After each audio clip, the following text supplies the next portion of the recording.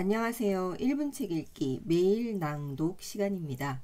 매일 10분의 낭독으로 나를 견고하게 다지는 시간을 가집니다. 오늘은 수요일입니다.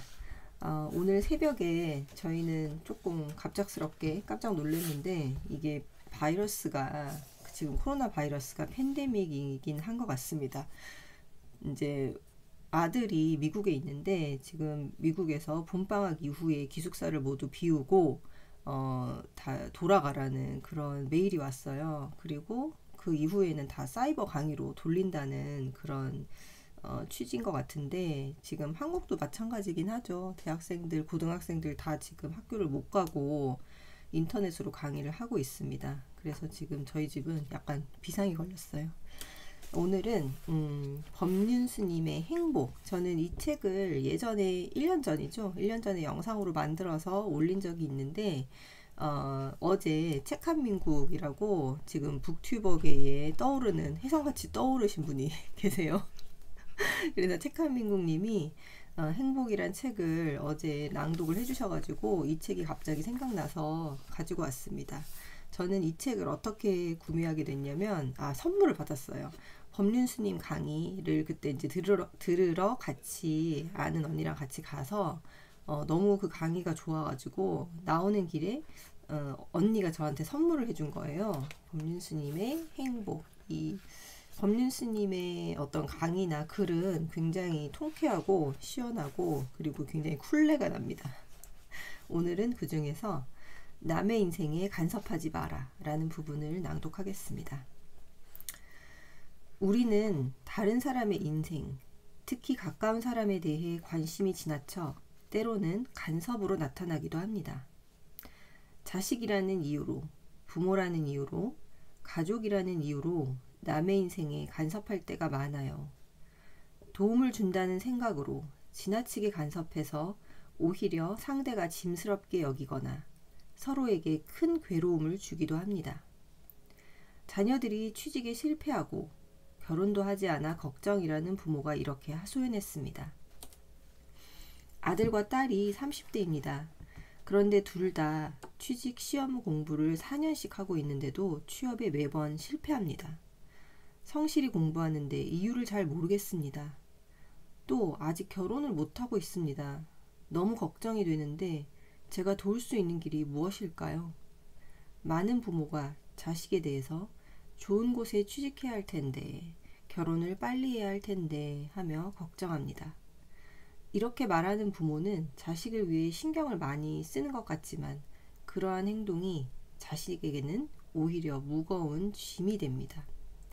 취직시험을 보든 말든 결혼을 하든 말든 자식이 20살이 넘었으니까 자기 인생은 자기가 알아서 살게 내버려 두는 게 자식에게 좋습니다. 애정을 갖지 말라는 게 아니라 간섭을 하지 말라는 뜻입니다. 제가 이렇게 말하면 반문하는 사람들이 있습니다. 그러면 세상을 너무 무관심과 포기 속에서 사는 게 아닌가요? 또 이렇게 말하기도 합니다. 일체 중생을 다 내 몸같이 생각하고 돌보라는 부처님의 가르침과 안 맞지 않습니까? 제가 남의 인생에 간섭하지 말라고 한 말의 의미는 가족과 세상 일에 무관심이지라는 뜻이 아닙니다. 비록 그 대상이 자식이라도 독립된 인격으로 존중해야 한다는 의미입니다.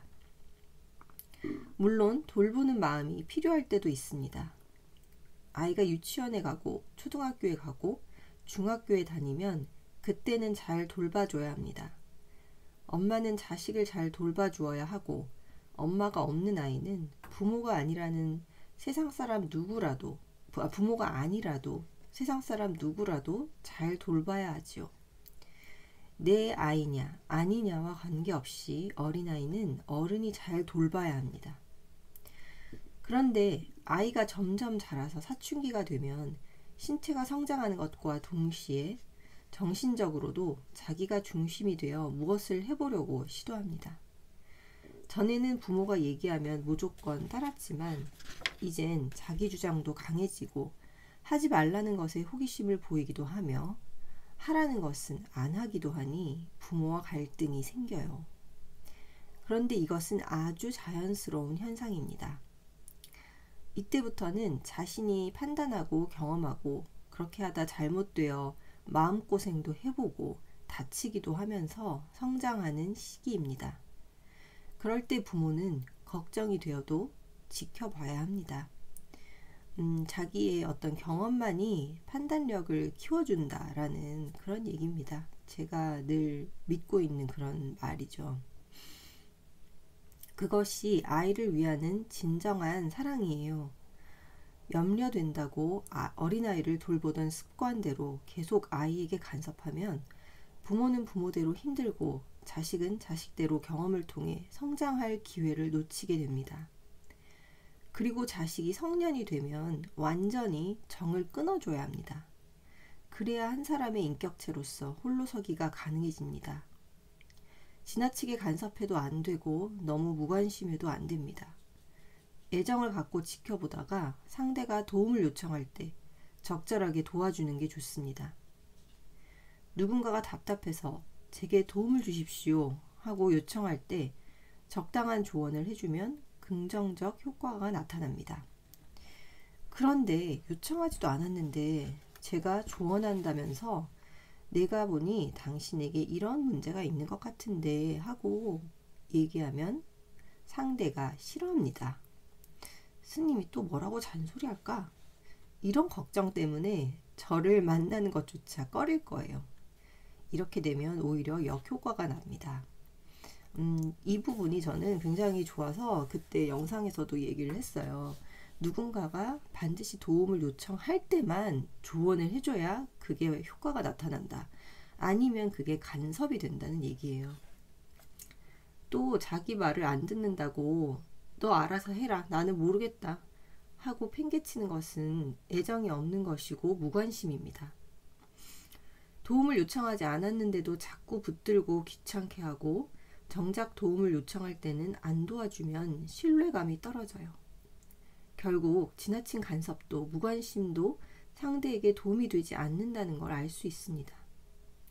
저걸 그냥 둬야 하나, 고쳐줘야 하나, 이런 생각은 상대에게 간섭하고 싶은 내 마음에서 비롯됩니다. 도와주고 싶지만 상대가 어떻게든 혼자 해보겠다고 할 때는 지켜보는 게 좋습니다. 남녀 사이의 사랑도 마찬가지입니다. 좋은 감정이 생기면 상대방이 싫다는데도 자꾸 가서 도와주려는 경우가 있어요. 그건 어리석어서입니다. 누군가에게 호감이 있고 호감을 얻고자 한다면 자신의 욕구를 조금 절제하고 지켜봐야 해요. 상대에게 도움이 필요한 때를 기다리거나 상대의 요청이 있을 때 도와주는 게 진정한 사랑입니다. 어려운 사람을 돕는 것은 좋은 일입니다. 그러나 이때 유의할 게 있어요. 상대를 내 기분대로 불쌍하다고 판단해서 베푸는 것이 아니라 상대가 필요로 할 때 도와주는 것이 좋습니다. 그렇지 않으면 화를 자초할 수 있어요. 불쌍한 사람을 보고 돕지 못한다고 자기를 한탄한다면 그것도 경계에 끌리는 거예요. 도움이 필요하면 다만 도울 뿐이고 도울 능력이 안 되면 그만이에요. 우리가 남을 도와줄 수 있다거나 내가 남을 가르칠 수 있다고 여기는 것은 굉장히 위험한 생각입니다. 왜냐하면 자칫 자기 과시나 욕심으로 하기가 쉽기 때문이에요. 내가 어떤 말을 해줘야 저 사람에게 위로가 될까 하는 마음도 잘 살펴보면 내 욕심입니다. 따라서 남을 돕고자 할 때는 먼저 상대의 이야기를 들어주고 내 경험이 있으면 그것을 들려주는 가벼운 마음이 좋습니다.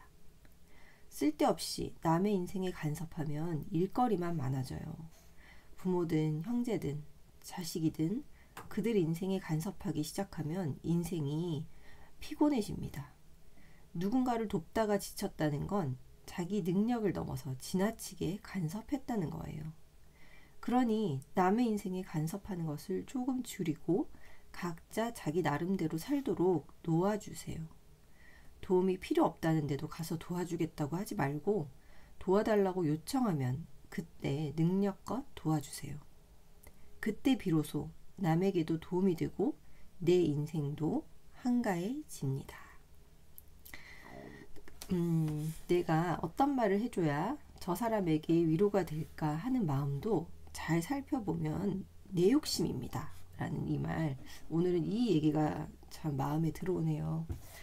예, 여러분, 오늘은 수요일입니다. 물 흐르듯 모든 일 잘 흘러가는 그런 수요일 되시기 바랍니다. 감사합니다.